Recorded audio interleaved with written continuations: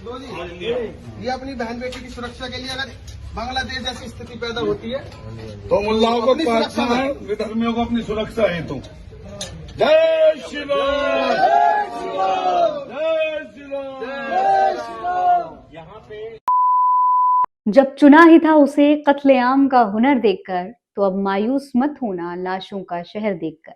आप भी सोच रहे होंगे कि इस देश में आखिर चल क्या रहा है। हम बता देते हैं क्या चल रहा है। इस देश में कानून व्यवस्था की धज्जियां उड़ाई जा रही हैं दोस्तों, वो भी बिना किसी डर, बिना किसी खौफ के। और अब तो खुलेआम घर घर हथियार बांटकर लोगों को जंग के लिए उकसाया जा रहा है। मतलब कहा तो ये जा रहा है कि भाई ये रक्षा के लिए दिए जा रहे हैं आपको हथियार, तलवारें बांटी जा रही है। पूरा मामला इस वीडियो में मैं आपको बताने वाली हूँ कि किस तरीके से उत्तर प्रदेश की कानून व्यवस्था पूरी तरीके से बर्बाद हो चुकी है। लोगों को अब अपनी रक्षा के लिए हथियार अपने घरों में रखने पड़ रहे हैं, और तो और पुलिस के पास नहीं, हिंदू रक्षा दल के पास रक्षा के लिए जाना पड़ रहा है। सब कुछ बताएंगे, इसलिए वीडियो को पूरा जरूर देखिएगा। सलाम नमस्ते, मेरा नाम फरहीन अंसारी है और ये खबर आप मेरे official channel Farheen Ansari official पर देख रहे हैं।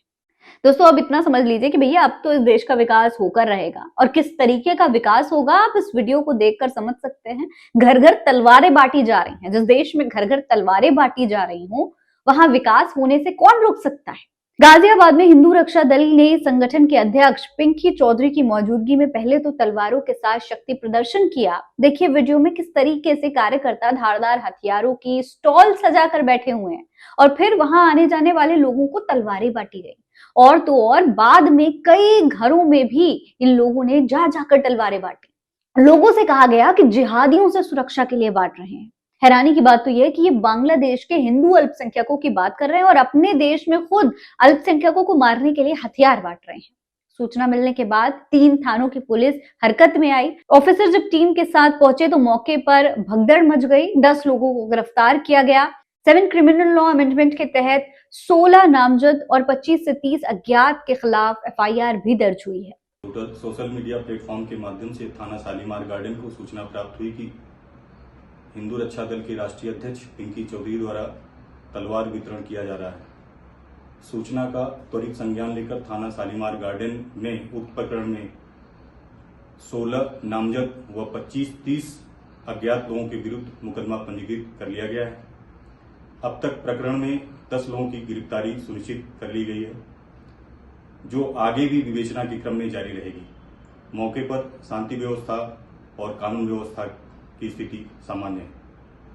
दोस्तों जब एक्शन हुआ तो पिंकी चौधरी की बौखलाहट भी साफ दिखने लगी।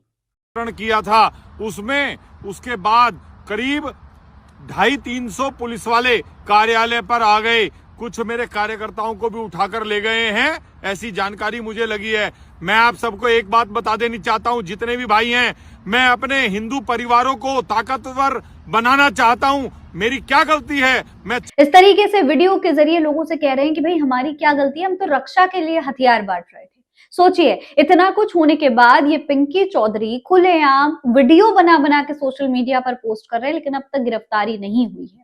दोस्तों ये पिंकी चौधरी लगातार भारतीय मुसलमानों को बांग्लादेशी और आतंकी कहकर सांप्रदायिक नफरत फैलाने का काम कर रहा है। उस पर हिंदू युवाओं को गुमराह करने, मुसलमानों को काल्पनिक खतरे के रूप में पेश करके उनके खिलाफ नफरत, आक्रोश और वैमनस्य भड़काने के गंभीर आरोप हैं। ये सीधे तौर पर सामाजिक सौहार्द और राष्ट्रीय एकता पर हमले जैसा है दोस्तों। इस बार भी उसके सहयोगियों की गिरफ्तारी और एफआईआर होने के बावजूद पिंकी चौधरी ने सोशल मीडिया के जरिए अपनी हरकतें और ज्यादा तेज कर दी हैं। वीडियोस बनाई जा रही हैं, लगातार सोशल मीडिया पर पोस्ट की जा रही हैं। वो लोगों को उकसा रहे हैं और भीड़ जुटाने की कोशिश कर रहे हैं, जो कि पूरी तरीके से कानून व्यवस्था के लिए दोस्तों बहुत बड़ा खतरा साबित हो सकता है। शर्म की बात तो ये है कि पिंकी चौधरी अकेला नहीं है। इसके जैसे नफरती गुंडे अब गली गली घूम रहे हैं। इसे तो आप जानते ही होंगे, ये यति नरसिंहानंद है। अक्सर इनके नफरती बयान काफी वायरल होते रहते हैं, और अब तो देश का माहौल खराब करने के लिए हिंदुओं को आत्मघाती दस्ते बनाने की सलाह दी जा रही है। वीडियो देख लीजिए। कम से कम ऐसे हथियार तो बांटते जो आतंकवादियों के हथियारों से अच्छे होते। इन तलवारों से तो कुछ होने वाला है नहीं, लेकिन फिर भी हिंदुओं का मनोबल बढ़ाने के लिए पिंकी चौधरी जी ने और उनके कार्यकर्ताओं ने जो कार्य किया, ये प्रशंसनीय है। मैं उसकी प्रशंसा करता हूं और पिंकी चौधरी जी के साथ हूं। पुलिस ने जो कार्यकर्ताओं पर कार्रवाई की है वो भी कोई गलत नहीं है। अगर पुलिस को ऐसी घटना पता चलेगा तो पुलिस कार्रवाई करेगी, इसमें कोई गलत बात नहीं है। जो लड़के जेल गए हैं वो जेल से छुट के आ जाएंगे, मुकदमा चलता रहेगा, हम भी अपना पक्ष रखेंगे और पुलिस प्रशासन भी अपना पक्ष रखेगा, कोई बात नहीं। लेकिन मैं पिंकी चौधरी जी से ये कहना चाहता हूं, हमारे शिष्य हैं, हमारे शेर हैं, अब तलवारों से कुछ नहीं होने वाला। अब तो हिंदुओं को आत्मघाती दस्ते बनाने चाहिए। इस पूरे मामले पर कांग्रेस नेता इमरान प्रतापगढ़ी ने भी सवाल उठाए हैं। इमरान प्रतापगढ़ी ने इस मामले पर कहा है कि क्या एनएसए और यूएपीए सिर्फ वर्ग विशेष के लिए बना है? क्या गाजियाबाद में पिछले कुछ महीनों में जो घटनाएं घट रही हैं वो आतंकी घटनाओं की तैयारी जैसी नहीं है? भारत का गृह मंत्रालय दिल्ली से सटे गाजियाबाद में आतंकी घटनाओं के लिए उकसाने वालों पर कोई कार्रवाई क्यों नहीं कर रहा है? वहीं कांग्रेस प्रवक्ता सुप्रिया श्रीनेत कहती हैं कि एक जगह तलवारें बांटी जा रही हैं। उस पर यति नरसिंहानंद ने कहा कि तलवारें बांटने से कुछ नहीं होने वाला, अब तो हिंदुओं को आत्मघाती दस्ते बनाने चाहिए। हिंदुओं को बजरंग दल जैसे संगठन छोड़कर आईएसआईएस जैसे संगठन बनाने चाहिए। ये धूर्त हिंदू धर्म के नाम पर कलंक है। वहीं सपा प्रमुख अखिलेश यादव ने कहा कि हिंसक विचार से लेकर हिंसक हथियार तक लोगों के घरों तक पहुंचाने वाले देश की एकता और सामाजिक सौहार्द के दुश्मनों के खिलाफ कोई संज्ञान लेने वाला है क्या? हिंसा असभ्यों की निशानी होती है और कमजोर होती है सत्ता भी। दोस्तों, ये गुंडे घूम घूम कर बता रहे हैं कि चाहे हमारे देश के प्रधानमंत्री हिंदू ही क्यों ना हो, चाहे हमारे गृह मंत्री हिंदू हो, चाहे लगभग हर राज्य में बीजेपी की सरकार हो, लेकिन ये सुरक्षित नहीं है। ये कह रहे हैं कि पुलिस किसी काम की नहीं है, सरकार किसी काम की नहीं है, कोर्ट किसी काम का नहीं है, ये सब बेकार है। देश की 140 करोड़ जनता फिर भी सुरक्षित नहीं है, इसीलिए ये गुंडे सुरक्षा करने के लिए निकले।